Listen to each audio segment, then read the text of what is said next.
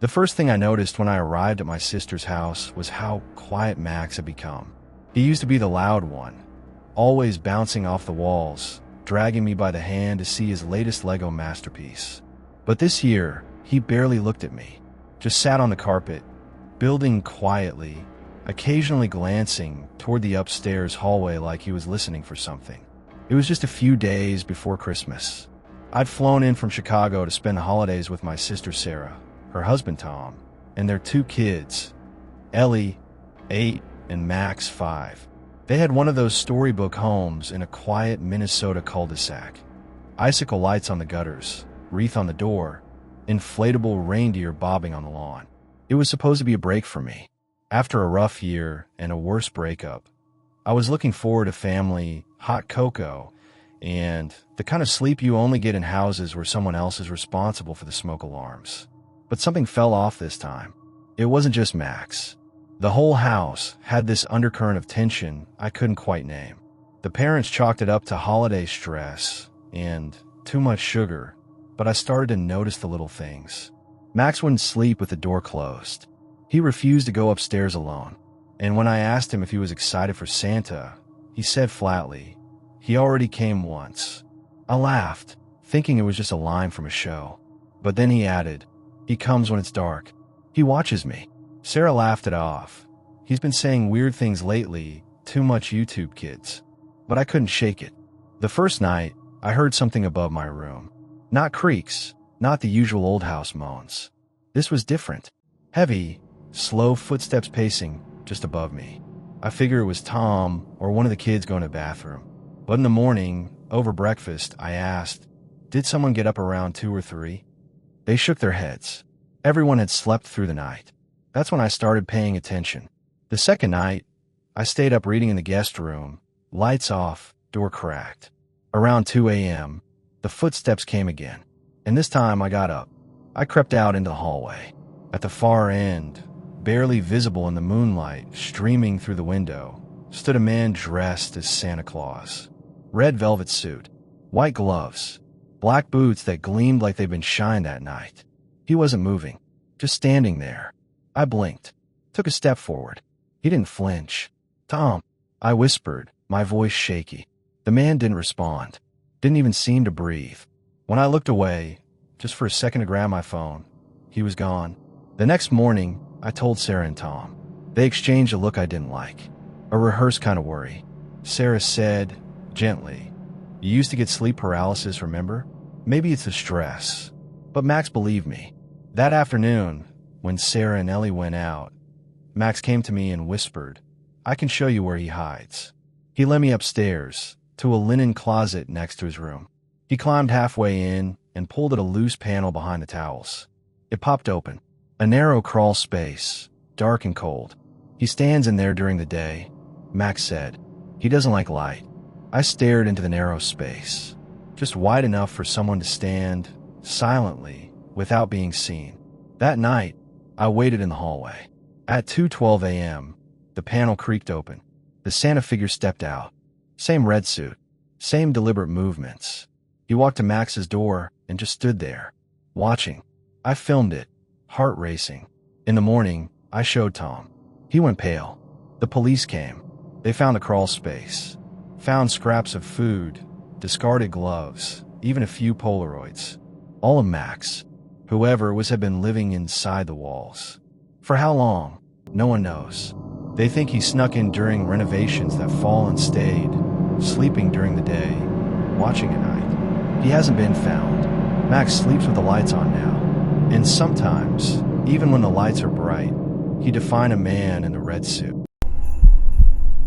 He waved at my daughter from the edge of the woods, his red suit vivid against the dead white snow, a sack slung over one shoulder, and a bell jingling softly in the stillness. I thought it was part of the local event, the Christmas fair that lit up our quiet Vermont town each December. People dressed up, there were sleigh rides, cocoa stands, and the usual Santa photo booth. This year, after the divorce, I wanted to make it special for Mia. She was only 6 and still believed in the magic of things. We'd gone earlier that afternoon, watched the tree lighting, and snapped a few photos with a very jolly mall Santa. But this man in the woods, he wasn't part of that.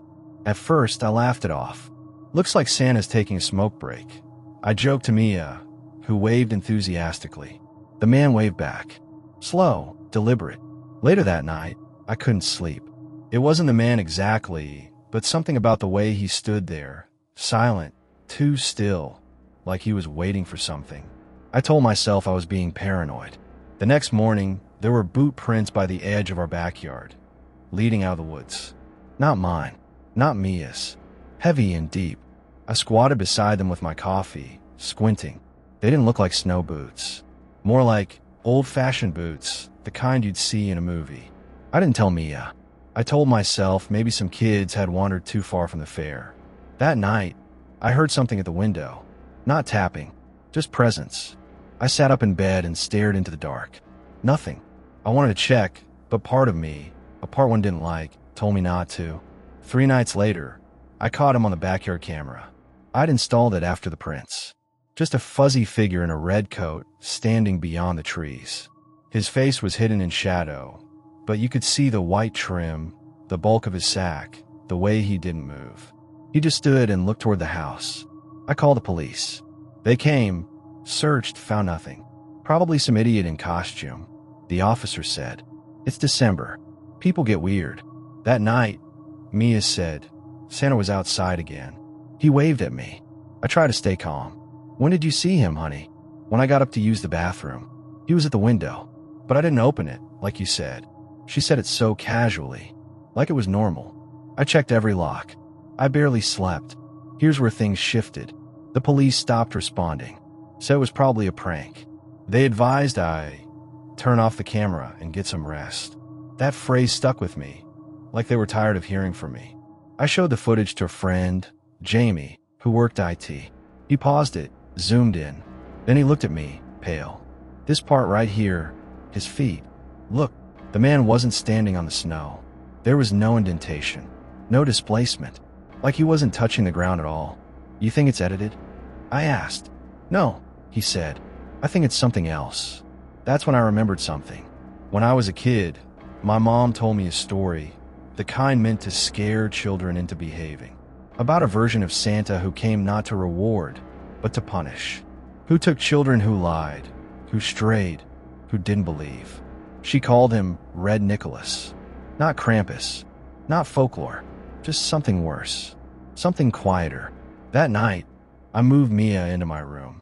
I stayed up with the lights on. Around 3:12 a.m., the front porch creaked. Not footsteps, wait. I gripped the bat I'd laid by the door and crept to the peephole. He was there. Red suit, white beard, but the beard was wrong, matted, stringy like soaked wool. His eyes were open too wide. No warmth, no joy, just watching. I shouted. He didn't flinch, just raised one hand and tapped the glass with a curled black nail. When I flung open the door, he was gone. No prints, no sound, just the faintest smell, like pine and rot. The next day I packed our things, rented a place 2 towns over, told Mia it was a holiday trip. Here's the twist. Last week, I was scrolling through my phone, deleting old photos to clear space. I clicked on one from the fair, me and Mia in front of the tree.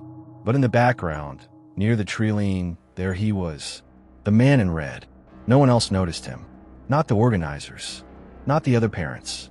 I checked their photos. He wasn't in any of them, just ours. A part of me wants to believe it's over. That changing towns worked.